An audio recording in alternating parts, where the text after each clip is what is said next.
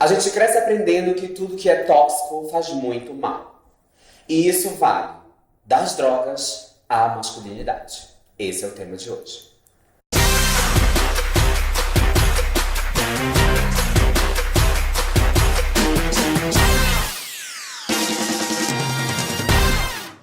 O programa de hoje é muito especial.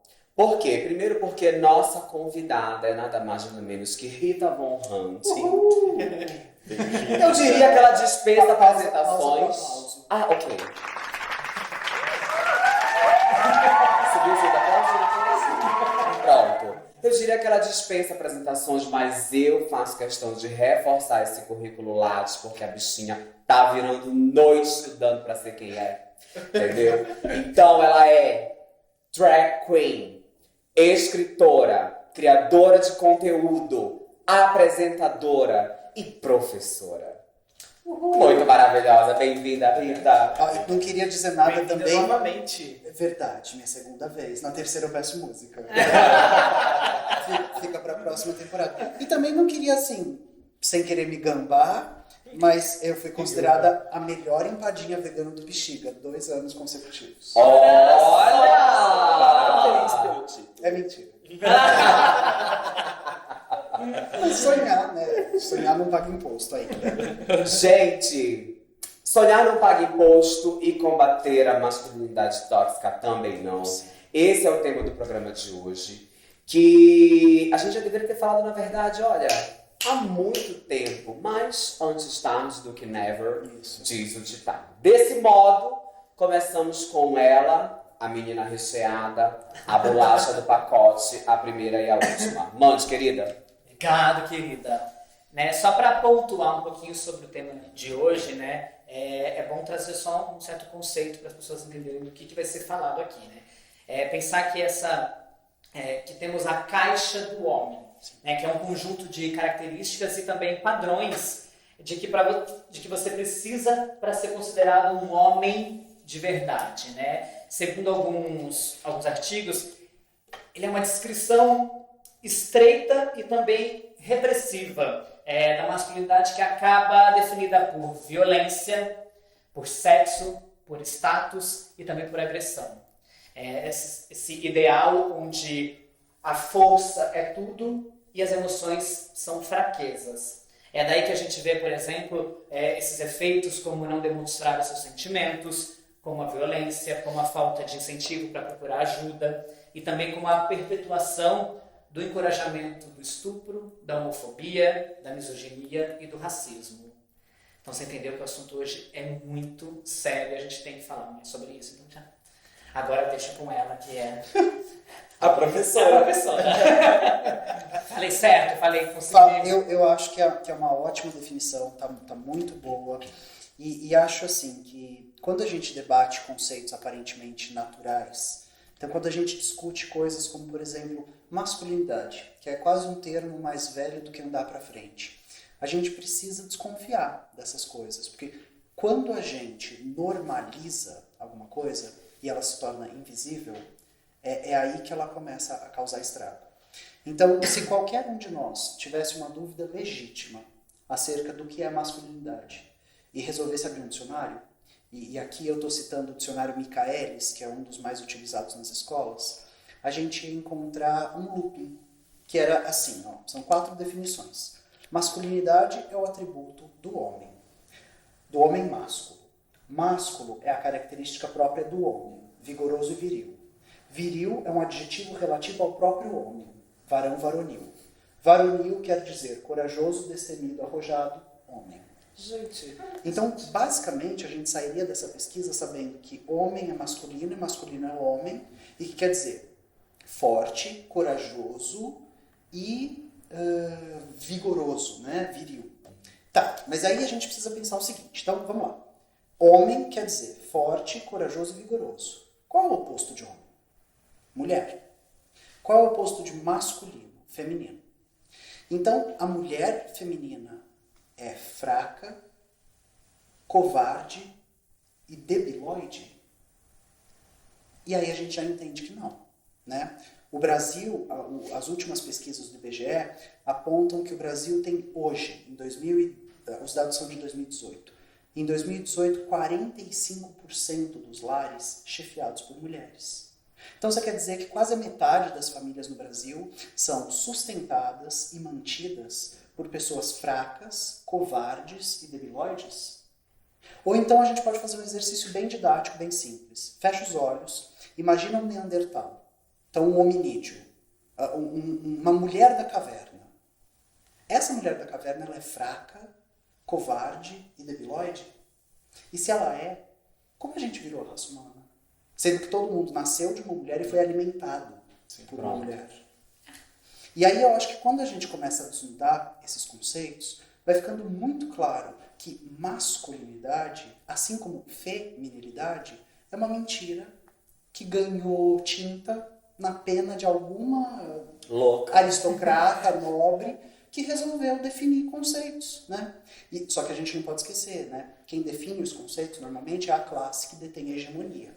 E aí define os conceitos para si própria, né? É muito fácil que um homem tenha definido que ser homem significa ser forte, ser arrojado, e que ser mulher é o que sobrar. E é assim que a gente começa. Gente, com esse A minha cabeça já tá aqui assim, ó. Gente, a Rita é o tipo de pessoa que quando começa a falar, juro, a gente nem quer mais apresentar, quero ficar aqui e dizer, vai, mana, toca. Toca. Segue aí. Hoje não é chá, Sabe é fazer mesmo, tá aqui o roteiro, vai, manda. Põe o carro na banguela e deixa descer. Pronto. Gente, vocês sabem que eu tava pesquisando um pouco sobre o tema, no curto espaço de tempo que eu tive para poder dar uma olhada em alguma coisa mais profunda, digamos assim, e eu achei alguns aspectos interessantes que dizia o seguinte, que uma das maneiras em que a masculinidade ela foi imposta foi através da religião. Claro. Por quê? Por um processo linguístico de que Deus, a palavra é masculina, então em muitas línguas a palavra Deus é masculina, então a gente já começa a perpetuar o universo masculino de forma sublime e maior. Sim. E pelos dogmas da igreja, né? Por todas as regras impostas pela igreja. Então acho que foi também uma maneira, e é muito comum isso no Brasil, né? Porque o brasileiro é muito católico, é muito religioso. E eu acho que esses nuances, eles ficam mais fortes na nossa sociedade. Sim. A religião sempre metida, né, mana, em treta. Nunca vi, olha, tem polêmica, tem treta, procura, mana. Tem alguém com uma roupinha especial ali que já mandou um rolê. Pois O negócio bem. que eu tava pensando, de verdade, eu tive essa epifania essa semana, assim, epifania, né? Alguém já deve ter pensado nisso também, mas sobre essa coisa da masculinidade tóxica e absolutamente frágil, né? Eu estava lendo uma matéria do Ministério da Saúde e tal, e existe a nomenclatura, a gente já falou algumas vezes no chá, HXH? de H, exatamente, homens que fazem sexo com outros homens, né? Ou HSH, que é para determinar homens que fazem sexo com outros homens, mas não são gays. E não existe uma nomenclatura para MSM, sabe assim? Tipo, porque não é necessário, assim. Eu falei, gente, nossa, que frágil, né? Tem que ali afirmar um negócio que, tipo, não, ele não é gay, não é bicha, não é viado, não é. É homem, mas que faz sexo com Mas outro. até porque dentro da saúde a gente tem um lugar muito, muito preconceituoso. E eu falo isso sempre quando eu abordo as questões de HIV. O lugar em que eu mais encontro preconceito e despreparo é na área da saúde.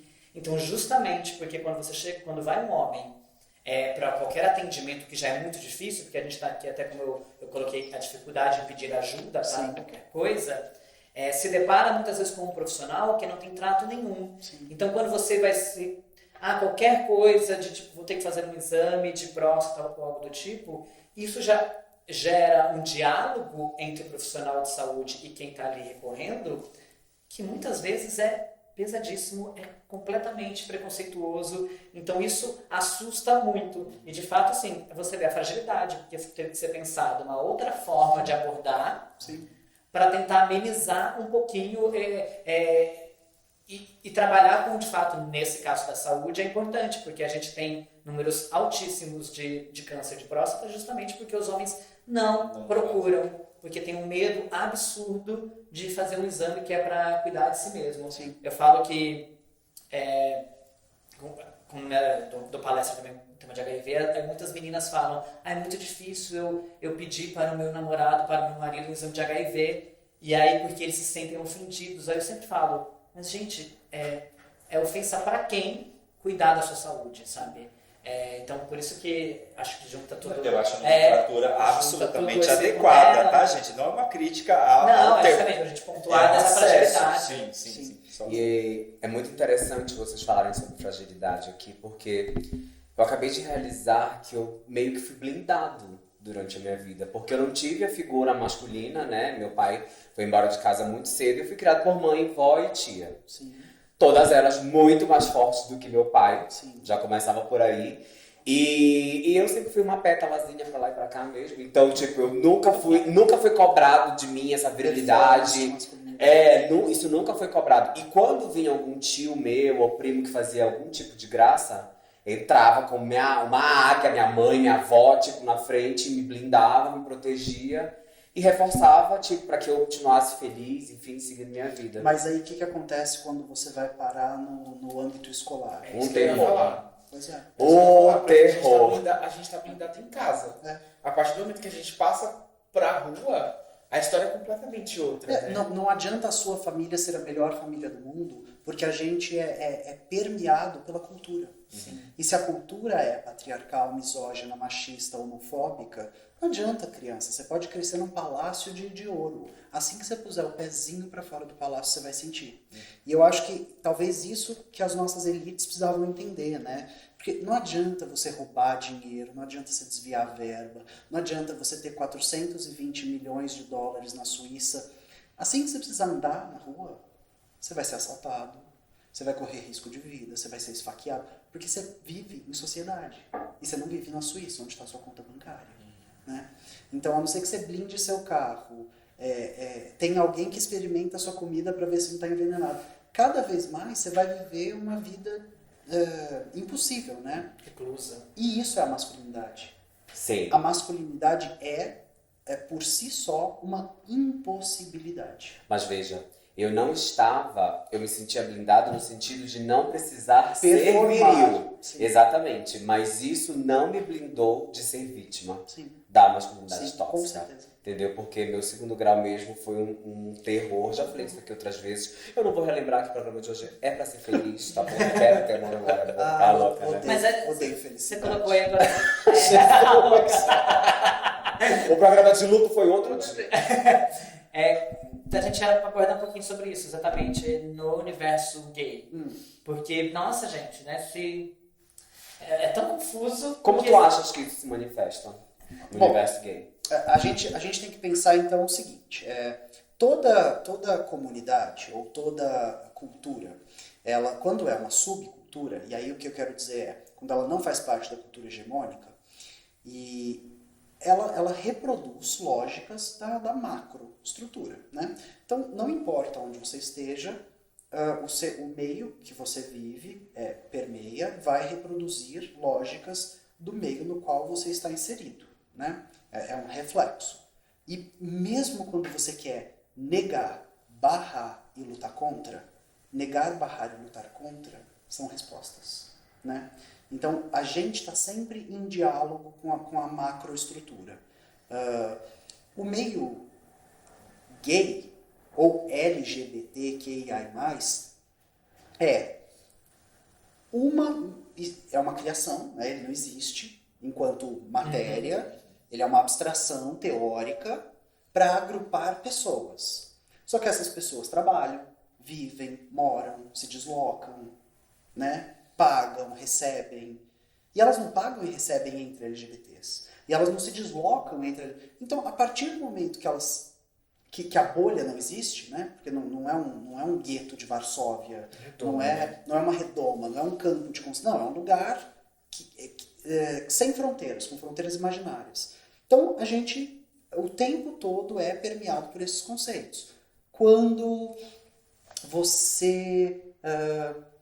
lésbica ou mulher independente da sua orientação sexual, entende que se você não for firme, você não vai ser respeitada em algum lugar, a gente já está, de certa forma, fazendo um cosplay de masculinidade para poder ser respeitada, para poder ter a nossa voz validada.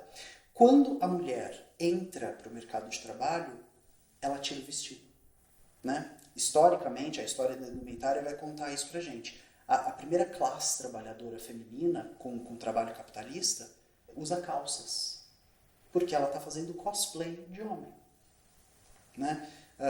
O que a gente faz o tempo todo é essa lógica reprodutiva, porque a gente entende, né? A masculinidade é uma posição de privilégio e força, né? Todo mundo quer ter privilégio e força. E aí, para poder ter privilégio e força, você desempenha o papel, né? E aí, isso acontece dentro de todas as letras da sigla, e em especial dentro do meio gay, né? Que aí entra numa série de piras que a gente pode discutir aqui. mas são essas coisas de tipo, essas pessoas idealizam uma masculinidade que é tóxica quando aplicada a si, na tentativa de performance, e é tóxica quando aplicada ao outro, na expectativa de que o outro performe, né? E os dados estão aí, né? A gente vê que cada vez mais, enquanto pessoas gays, né? O isolamento é maior, o ostracismo é maior, o sentimento de alienação é maior, e os relacionamentos são cada vez mais curtos e menos profundos. Porque agora, com a exacerbação dessa performance de masculinidade e a valorização dela, a gente cria uma nova categoria, né? Então, eu sou apaixonada pelo Pierre Bourdieu, que é um crítico de cultura que desenvolveu o conceito de capital cultural, e o Bourdieu, ele desnuda uma faceta da nossa vida social, que é, a gente olha para a Índia e a gente fala, ai que horror, né? Eles se relacionam em castas. Então, Brahmadi com Brahmadi, o Dalid com Dalid. Anjo, quantos amigos moradores de rua você tem? Pronto, você já falou. Né? Quantos professores da USP casados com pedreiros você conhece? A gente também se relaciona em casta. Casta de capital cultural. E aí, as nossas possibilidades de relacionamento já são limitadas. Só que tudo que o capitalismo precisa é que você se sinta cada vez mais sozinho, mais fraco e mais isolado. E aí ele vai criando novas subcategorias. Para você precisar cada vez mais se definir, se rotular, se isolar e falar, eita, tô triste, vou ter que comprar um vestidinho para ficar feliz. Consumir cada vez mais. Eu até falei esses dias numa gravação que a gente fez de que todos esses aspectos de machismo tóxico e começa no medo do feminino. Parece que tudo que rebate ao feminino, ao universo feminino, é diminuto, né? É pequeno. E aí, dentro disso, a gente começa a ter vários tipos de problemas. LGBTfobia, machismo, sexismo, racismo, um tanto de problema, um tanto de violência social, cultural, física, tudo emocional, de todos os aspectos possíveis e imagináveis. E é muito bizarro a gente observar que um universo, que um comportamento é perpetuado há milênios de maneira tão errônea, né? De maneira tão absurda. Eu lembro de um vlog que eu gravei pro Chá, que eu falava exatamente sobre isso, e durante o vlog eu ia tirando a maquiagem que eu estava no rosto. Eu fui comentando sobre essas questões que a gente está falando agora, e eu fui tirando a maquiagem. E aí, assim, eu achei engraçado os comentários das pessoas que assistiram ao vlog. De pessoas de dentro da comunidade LGBT, com aqueles comentários super sexistas, ridículos e pequenos, assim, de tipo, nossa, mas o Renato usa maquiagem. Nossa, mas mas era tão bonito, sabe? E aí você fala, gente, pelo amor de Deus, a gente está tentando combater um problema, levar as pessoas à reflexão. Eu fiz aquilo propositalmente para as pessoas entenderem que a masculinidade é frágil e que por trás daquela masculinidade, da barba, de toda uma imagem que é construída socialmente, existe um ser humano como qualquer outro, sabe? E as pessoas não entenderam o recado. Então, assim, eu fico pensando às vezes, o que a gente tem que fazer para começar a desconstruir isso efetivamente? Porque são detalhes tão pequenos, assim, de comentários, de piadinhas, e que não só as mulheres, mas os LGBTs, todo mundo que sofre esse tipo de problema, aceita. Sim. E às vezes nem percebe que está passando por aquilo.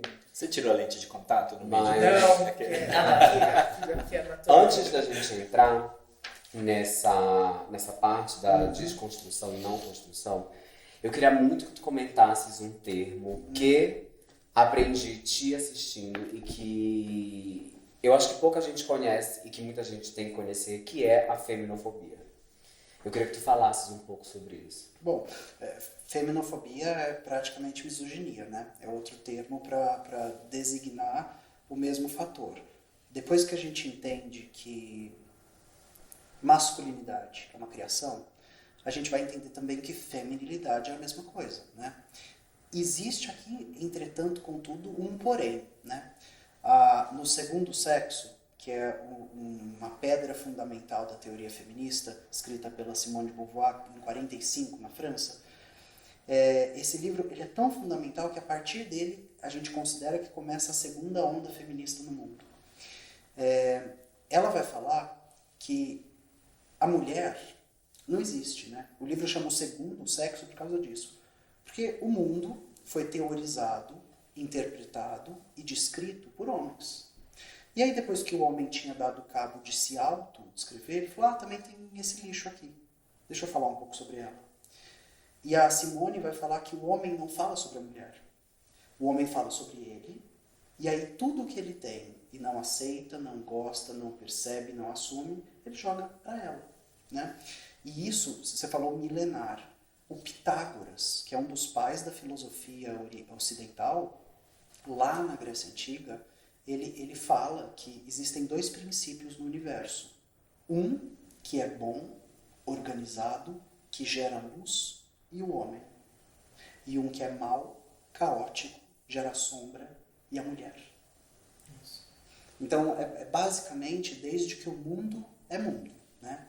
A discussão da nossa cultura acerca da feminofobia ou da misoginia, que é o mesmo termo com dois nomes distintos, é uma discussão de que a gente criou masculinidade e ao criar masculinidade, tudo que ficou de fora precisava de um nome. Então depois que o homem deu cabo de se servir, de tudo que havia de bom e do melhor, o que sobrou ficou para a mulher. E aí volto no ponto da religião, né?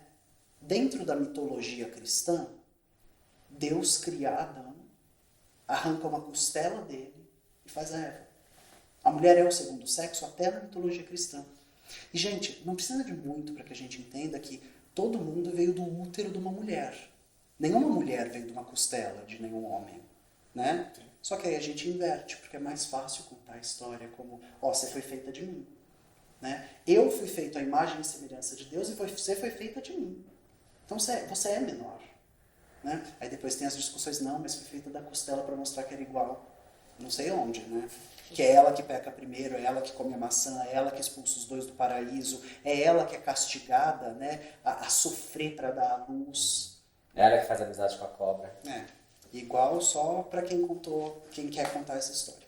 Bom, mas então, aí quando a gente discute então feminofobia, é importante que a gente entenda, acredito eu, o seguinte conceito.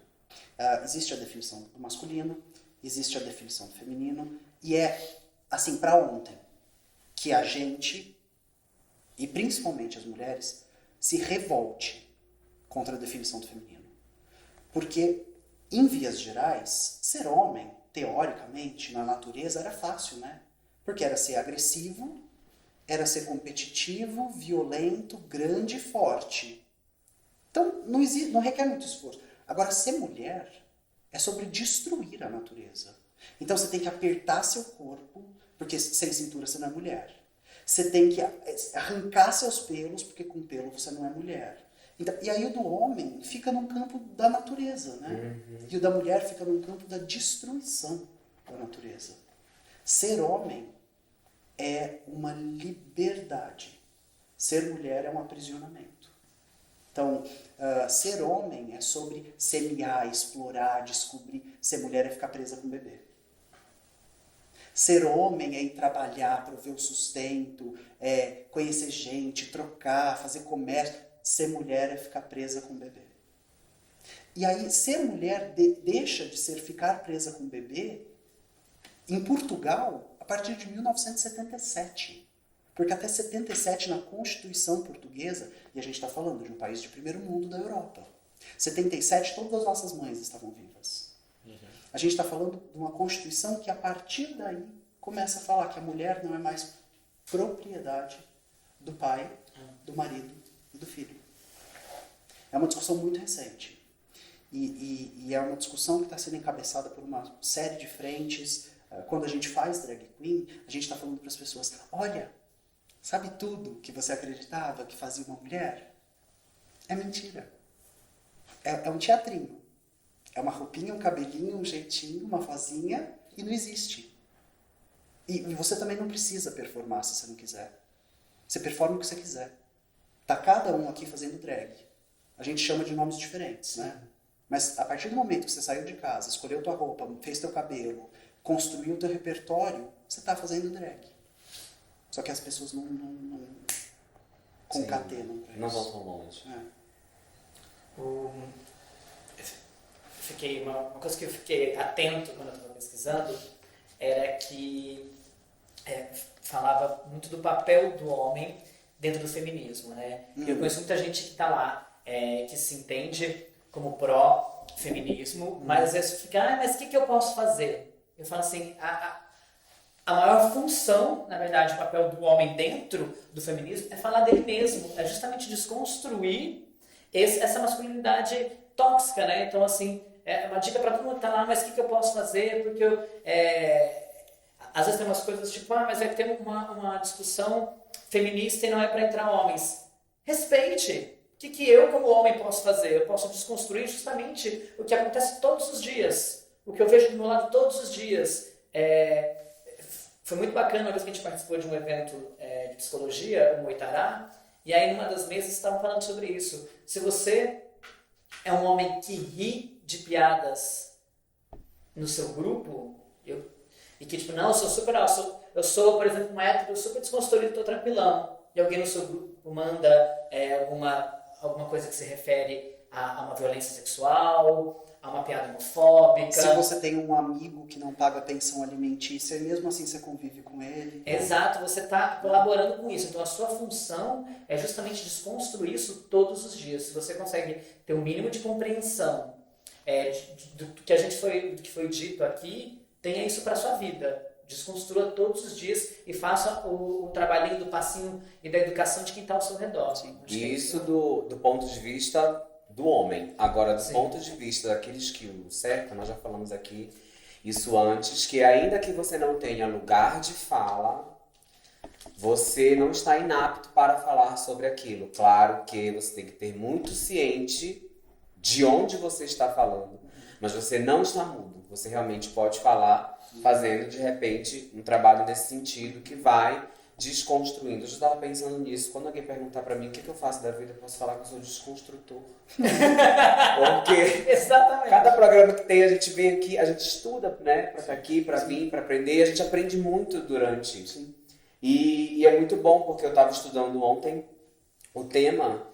E hoje, durante o dia, já cheguei no escritório, estava me sentindo assim, já professora da USP, já cheguei dando aula, entendeu? Aí trabalha um hétero atrás de mim. Sim. E eu já super explicando para ele o que é a masculinidade tóxica, entendeu? E tudo. E aí a gente vai achando memórias, por exemplo, tem crianças na minha família. Sim. E aí você começa a ouvir frases do tipo, isso não é coisa de menino. Fala que nem Deus do céu. Isso assim, tipo, antes mesmo de eu conhecer o termo masculinidade tóxica, eu já estava ouvindo isso, me veio a memória, e ali eu já falei assim, então, eu bem intrometido, né? Arriscando levar um carão da mãe, eu falei assim, então, olha, eu não sei se esse é o caminho, porque você começa a tirar a liberdade da criança, colocar ela em caixinhas e tipo, é só uma criança, nem sabe o que tá fazendo, entendeu? Tá só brincando.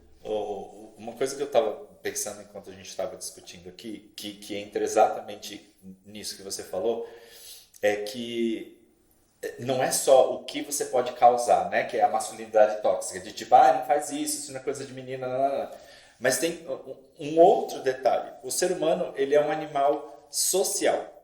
Se nascer um bebê e por acaso ele sobreviver completamente alone de outro ser humano, ele vai ser qualquer coisa, menos um humano.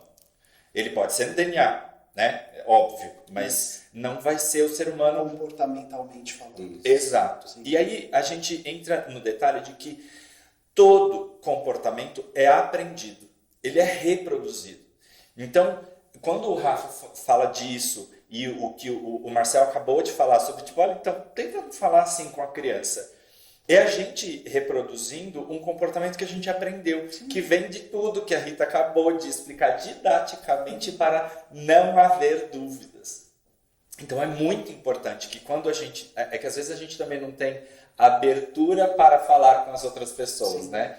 Tipo, eu ser minha irmã, tipo, olha, não fala assim com a criança. Ok, eu tenho espaço ali, mas se eu vejo na rua ou qualquer coisa, infelizmente não dá. Ela vai tirar, querido, tu vê esse papelzinho no meu bolso? É uma conta, paga pra mim, você vem falar da minha vida. Só que, sim, a gente tem que ter esse papel de estar, no mínimo, observando a volta, para que, se a gente tiver o mínimo de abertura, a gente tenta entrar com alguma informação. Sim. Não é uma correção, não é nada, é informação, o que vai fazer com que a gente acesse as pessoas, e eu não me excluo disso.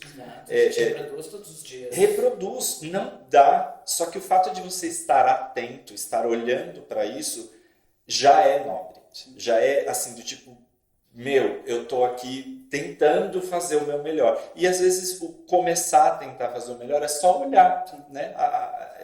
E estar atento a essa informação.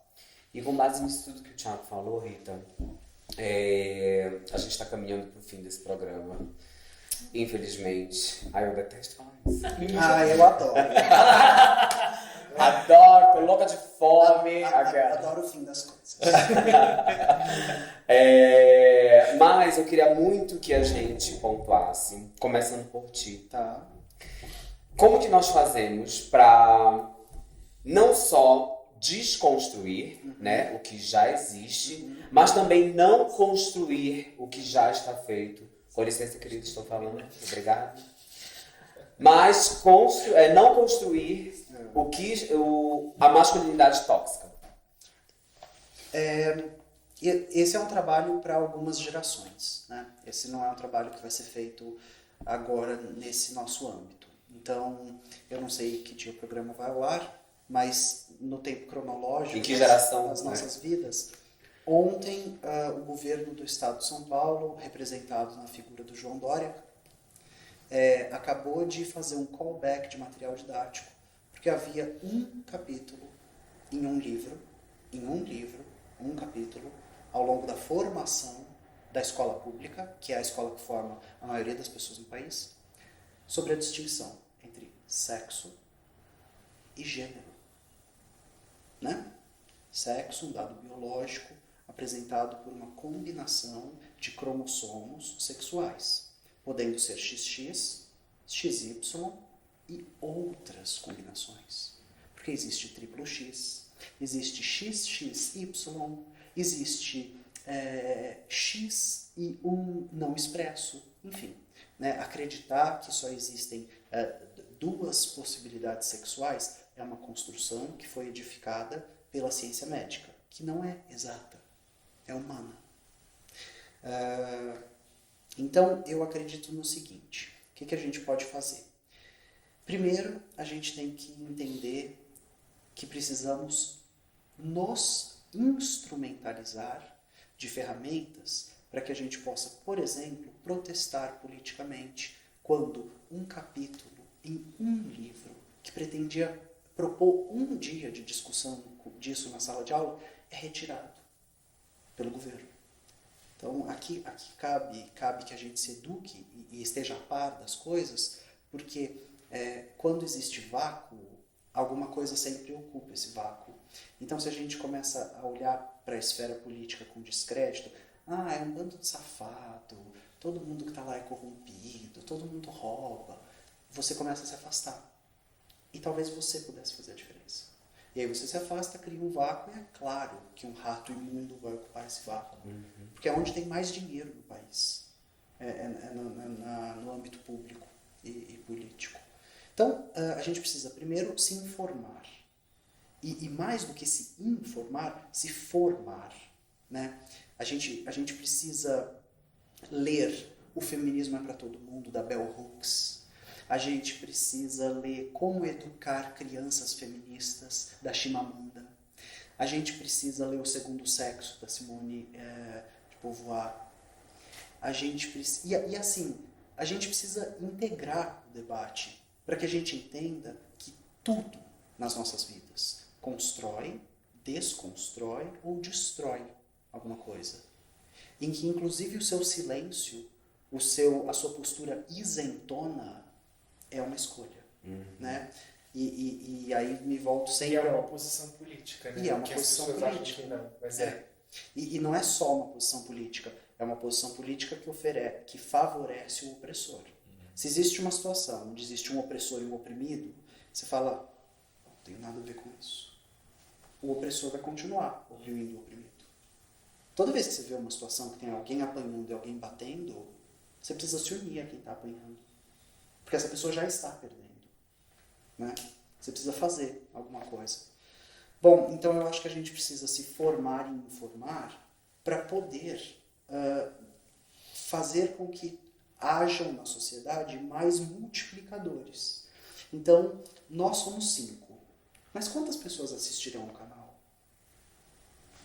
Né? Então a gente já está multiplicando. Agora é preciso que essas pessoas entendam que agora elas são multiplicadores. E sair um pouco da posição de espectador passivo. De tipo, assisti lá o meu vídeo, me entreti. Próximo. Não. Faça alguma coisa com isso, agora que você sabe. Agora que você discutiu. Agora que você teve acesso. E acredito que a gente vai lutar contra a masculinidade tóxica por, no mínimo, mais 100 anos. Assim, no mínimo, sendo otimista, alegre, contente, serelepe, pimpona. É legal que a gente saiba que uma equipe de historiadores da maior universidade da França preparou um compêndio sobre a história da virilidade, que os Estados Unidos produziram um documentário que está disponível em todas as plataformas, chamada The Mask You Live In, né? Que o Brasil acabou de produzir um documentário excelente, muito melhor do que o norte-americano, chamado O Silêncio dos Homens, está disponível em todas as plataformas. A revista Cult lançou cartografias da masculinidade para tentar entender. É um esforço coletivo. A maioria dos nossos intelectuais está a par do debate e está preocupada em construí-lo. Por quê? Assim como a emissão de carbono, o consumo de carne e o plástico, a gente está de frente para o abismo. Ou a gente faz alguma coisa agora sobre a masculinidade tóxica e frágil, sendo o 5º país do mundo em feminicídio, né? Feminicídio onde 70% das vezes a mulher é assassinada pelo atual ou pelo ex. Ou a gente faz alguma coisa agora sobre sermos o país que mais mata pessoas LGBT do mundo, ou não vai sobrar país. Não como a gente entende. Né? Vai sobrar um subproduto fascistoide, vai sobrar uma aberração social tal qual os regimes fundamentalistas, né? Os regimes em que a mulher tem que andar toda coberta, que ela não tem voz, não tem voto, não tem propriedade privada. E, enfim, eu acho que a gente está a caminho de um lugar que pede ação urgente. Tu falaste sobre informar e formar, e eu queria te pedir permissão para acrescentar reformar também. Com certeza. Porque muitos de nós, homens, e arrisco dizer mulheres, somos vítimas dessa masculinidade tóxica. A gente é adestrado, tá? Eu não gosto nem de dizer que a gente aprende, eu gosto de dizer que a gente é adestrado porque não nos dá espaço para pensar sobre. Faz desse jeito e pronto, repete, é assim. Então a gente é adestrado a ser desse jeito, mas a partir do momento em que, como seres pensantes, a gente é capaz de questionar isso, tu pode pegar tudo que a gente falou aqui e se reformar. E dando um exemplo muito claro de masculinidade tóxica, não tem como a gente se manter realmente neutro, enfim, vamos agora levantar a nossa bandeira. Hoje eu trabalho com turismo LGBT e recentemente eu viajei, né? Fui para uma viagem de imprensa, estava lá fora e eu fui interpelado pelos outros jornalistas, Estados Unidos, Canadá, Alemanha, do tipo, por que vocês não fazem nada com esse presidente de vocês? Tipo, eu não sabia o que falar. Assim, eu tava boquiaberto, porque a gente não imagina que a proporção da loucura vá tão longe. Mas sim, vai muito longe. Estou no aeroporto de Londres e aparece a Amazônia queimando na televisão. E por aí vai. O resumo da ópera é que um dos maiores sites de turismo LGBT do mundo, sediado na América do Norte, fez uma matéria em que ele encabeça países onde você não deve ir enquanto LGBT. E o primeiro é o Brasil. Qual foi a minha atitude frente a tudo isso? Chamei a diretoria da revista e falei assim, a gente vai ter que fazer uma nova matéria. Então eu peguei tudo que eles pontuaram como negativo e falei, agora a gente vai falar com as maiores representatividades disso para poder rebater esse tema e mostrar que o país é sim um lugar onde os LGBTs são bem-vindos. E aí chama o presidente da Câmara de Comércio, chama o presidente da Associação Internacional de Turismo LGBT e por aí vai. Então, é uma luta constante. Posto isso, eu ainda fui, falei com o dono do site americano, entendeu? Pedi o direito de réplica e ele disse assim, ok, faça a matéria e nós vamos publicar no nosso site. Então, assim, para vocês verem que a gente está aqui fazendo isso, mas eu, enquanto Marcel, jornalista, fui atrás de fazer muito mais, porque depende muito da gente, entendeu? Fazer esse trabalho de formiguinha e ir ali nas nossas esferas sociais primárias, secundárias, terciárias e por aí vai. Enquanto eu estava fazendo a pesquisa para o tema, eu vi uma matéria no site do Carta Capital que eles têm um grupo para combater a masculinidade tóxica, literalmente. E os homens que se dão conta de serem ou vítimas ou reprodutores dessa masculinidade nociva, eles se encontram semanalmente e eles começam as sessões fazendo a pergunta: o que a minha masculinidade atrapalhou essa semana? E eles fazem uma reflexão em cima disso, assim, que é também como uma reflexão que a gente fez de um outro lugar e é bem bacana, dei uma olhada. E se você precisar, querido, vá ao grupo, né? A gente pode combinar, a gente se encontra lá, de repente, pra gente contribuir, né, com o conteúdo ali, acho válido. Ai, gente, grupal, né? Tanta gente gosta. Meu amor, eu quero te agradecer tanto por você ter vindo aqui dividir seu conhecimento com a gente mais uma vez, falando de um assunto completamente diferente. A gente já tem um programa com a Rita, Sobe Card, nunca sei pra onde é. Eu só sobe, nunca sei que lado é quando eu venho pra cá. E eu quero te agradecer muito. Eu que agradeço, é sempre muito valioso e muito oportuno que a gente tenha chances como essa de dividir, partilhar e oferecer. Gente, o Chá dos 5 de hoje fica por aqui. Agora a gente vai fazer um brinde, tá, Rita? Muito maravilhosa com seu conhecimento. Vamos ser femininas pra sempre!